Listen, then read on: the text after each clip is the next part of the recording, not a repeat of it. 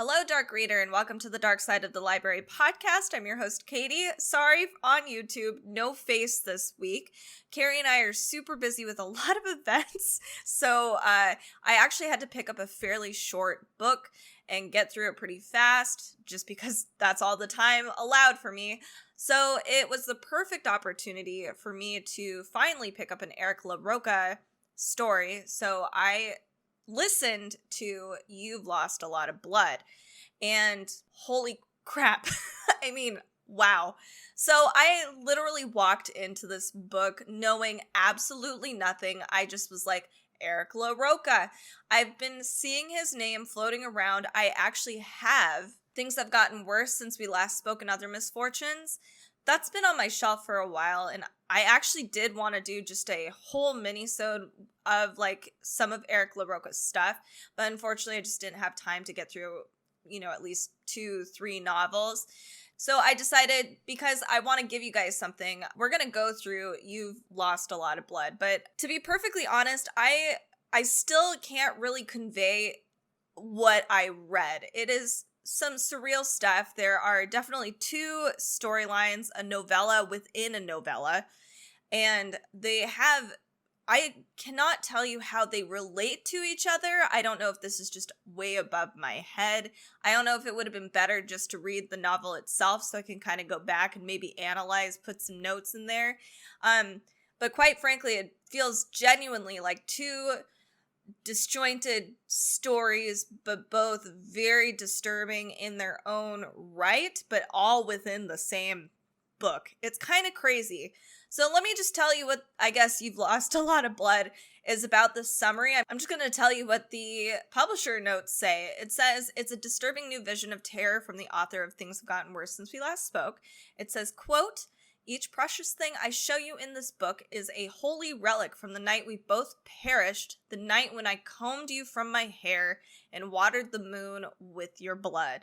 You've lost a lot of blood. And that line, you've lost a lot of blood, repeated an obscene amount of times in this novel. That's literally it. That's all I got in this book. I did not know what I was walking into. So, like I said, we have 2 separate stories, and I'm going to do my best to briefly describe them. The main character, I guess, it's kind of hard to say, is about a guy named Martyr, and there's a whole bunch of transcripts that are written by him, but also it's a novella that Martyr wrote that is about a young woman whose name is Tamsin and her brother. Tamsin is, I guess, like a software developer, and she goes to this, she's hired by somebody to go to this mansion and develop this interesting video game for somebody that she really barely knows, but she has to bring her brother with her. So we have that portion of the story, but then it's basically our main protagonist.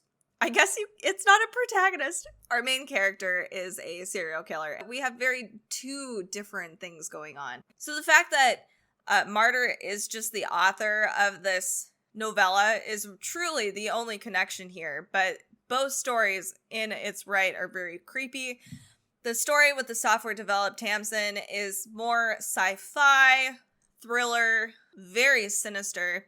And then our other one is very disturbing, and I guess it was kind of like if you were looking into the perspective of maybe like Hannibal. I kind of got some Hannibal Lecter vibes. Not that he's a cannibal or anything, but, just that sort of psychological thriller, creepy serial killer vibes. 2 very different thematically stories with 2 different things going on. So before I go deeper into this, let me just, if you don't know who Eric LaRocca is, let me tell you. So on my end, the only reason why I became even interested in Eric LaRocca is because when we were curating our books that we do every single Wednesday, which, by the way, check out our big podcast episodes if you are looking for some spooky books, I recognized all of his covers for his stories are really beautifully painted, and I was very curious about it. And plus, the titles were a little wacky or like long. So I became really interested in it, and he also he seems like a very prolific writer, and he's been very notable and kind of up and coming these past 2-3 years in the horror world. He's a Splatterpunk award-winning author. He's done a lot of horror and dark fiction, and Things Have Gotten Worse Since We Last Spoke is kind of his biggest book so far. Apparently, he's a lover of luxury fashion and an admirer of European musical theater, and he does live in Boston, Massachusetts. His writing style, I've been told and I've seen described as essentially it's like erotic horror in some ways. So that was just another genre that I haven't really explored before, and I really wanted to just see what that looks like. And it's super disturbing. Just this very short book, which actually felt very long, was really sinister. There's just something about it, even though I can't really tell you exactly what I read. It's a thing. I don't know. Some people have described it as vibes, and yes, once you read this, you'll be like, yes, vibes is exactly what this book is about. It's the feels. He really digs into those. So let me get into my review of this book. I enjoyed it. I don't know. It's a kind of a surreal experience. I would probably put this around like a 3 though, just because I'm having a hard time again with it. Warning though, before you do decide to pick this up, it has incredibly dark themes in here. So we have themes of there's body horror, clearly murder, torture. There's some signs of pedophilia, sicknesses, chronic illnesses, that sort of thing. Yeah, it's a pretty dark read considering how short it is. It's only 236 pages, and it came out March 11th of 2022. It has about a 3-star on Goodreads as well. So let me talk about the things that I didn't necessarily like first, but I'll make sure to tell you about the things that I did like. So Eric LaRocca has written these very, very two distinctly different stories. And there were many times where we would go back to our main character who wrote the novella about Tamsin and her brother, the weird sci-fi novella. We'd go back to some of the scripts and the excerpts from Martyr, and it was a little jarring at times. I felt like I would get really invested with like Tamsin and that story, the novella, and then all of a sudden we would be whisked away, put back into Martyr's perspective and his story. So it was a little jarring, and it wasn't a smooth transition, which made it really difficult to kind of get settled for some of the other stuff. And I don't mean settled in like, oh, I feel comfortable. I mean like in actual understanding and comprehending the story that's being surrounded. I don't really feel like it added any sort of extra terror behind it. This is one of the first novels that actually made me feel uncomfortable, and that doesn't happen, honestly, that doesn't happen hardly at all. And I think it's because I'm personally dealing with some things, and the fact that Eric LaRocca is able to get in some of these very dark places, I personally think is incredibly impressive, but also I'm like, oh my God, that's a lot. So I guess that's kind of a pro and a con, but for me, the con is that it's a touchy subject. There's a scene in there that talks about cancer patients, and we are currently dealing with something like that right now. My baby nephew has cancer. So it was one of those things where I was just like, I wanted to give him the finger. I was just like, how dare you create such a horrible character like this? So, but anyway, that's not Eric LaRocca's fault, and that's not the novel's fault. That was just a primal feeling I had.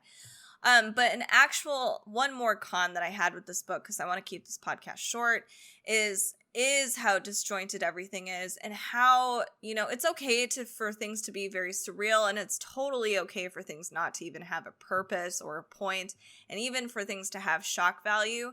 I wanted it to be just a hair clearer, especially considering Martyr's perspective. I got some Tamsin stuff, and that was really interesting. I guess I just wanted a little more cohesion. So here's the things that I really enjoyed. One is the fact that Eric LaRocca definitely touched on something in me that actually I felt something where I was like, this is horrible. These characters are horrible. But not just they're horrible, they're very human characters. So they're not entirely flawed. I hated that I could actually look at this character and feel any sort of empathy maybe, or sympathy for these people, or just really feeling for, he's created these very human characters, and I really, without needing to go into great detail about their entire life, he's just done a great job in the simplicity of being human, and some of the very primal stuff, some of the icky shit that we all deal with. I think Eric LaRocca has touched on that, and I enjoy it. I think that's a brilliant thing. I personally, some people have said that they think his writing is a little pretentious. I don't think it's pretentious at all. I've read some seriously pretentious writing. I think especially some of the stuff that he does say, when you cut to its core, it can be very just brutal and grotesque. He could have used flowery words to talk about, mutilation, but he doesn't. He just literally butchers. So I think I enjoy the bits of flower and the beautiful descriptions and the illustrative parts. But then I don't know how he writes. It cuts straight, cuts deep. And he uses this very, I guess, common jargon, just terms we everyday use in a way that describes brutality in its most simplistic form. So I don't know. I really enjoyed his writing style, and I'm very excited to check out some of his anthologies, especially his more famous one. Things have gotten worse since we last spoke, and Other Misfortunes. So if you are looking for a pretty disturbing read, I do recommend Eric LaRocca. But this particular book, You've Lost a Lot of Blood, I've read that this one is actually more tame than some of his other stuff, but it also is it's a nutty book. It's a fever dream, but it's not very grounded in a lot of ways. So I felt like I was lost, but just going with it. So expect that as you read this novel. Not to say that the audiobook is bad. I think our narrator, it's Eric Michael Summerer, does a really, really good job doing this novel. I think it's mostly just the content and trying to keep it all together. It might be easier to actually sit down and read this novel, but granted, this is a lot, even for something as short as this is. So check it out. Check out some of his other stuff. I think Eric LaRocca is onto something, and I definitely see him being a very influential contemporary horror author for today. I think he's definitely a fresh new voice, and I'm excited to see where he goes, because he's got some crazy shit. Anyway, if you're looking for some more dark reads, maybe not something as sinister and creepy as some of Eric LaRocca's stuff, but you can find some other cool reads on our show notes, which are at darksideofthelibrary.com. Make sure to follow us on our socials, on YouTube, and your favorite listening app. Make sure to share this podcast with your other creepy friends and family too, if they like dark reads, horror, spooky, thrillers, serial killers, monsters, all of that awesome stuff. Share this podcast with them. It really helps us out. And join us for our Amazon shopping channel. Halloween's coming up, so we're going to be live streaming quite a bit. Come and say hi. We'd love to see you. Thanks so much. We will see you next time.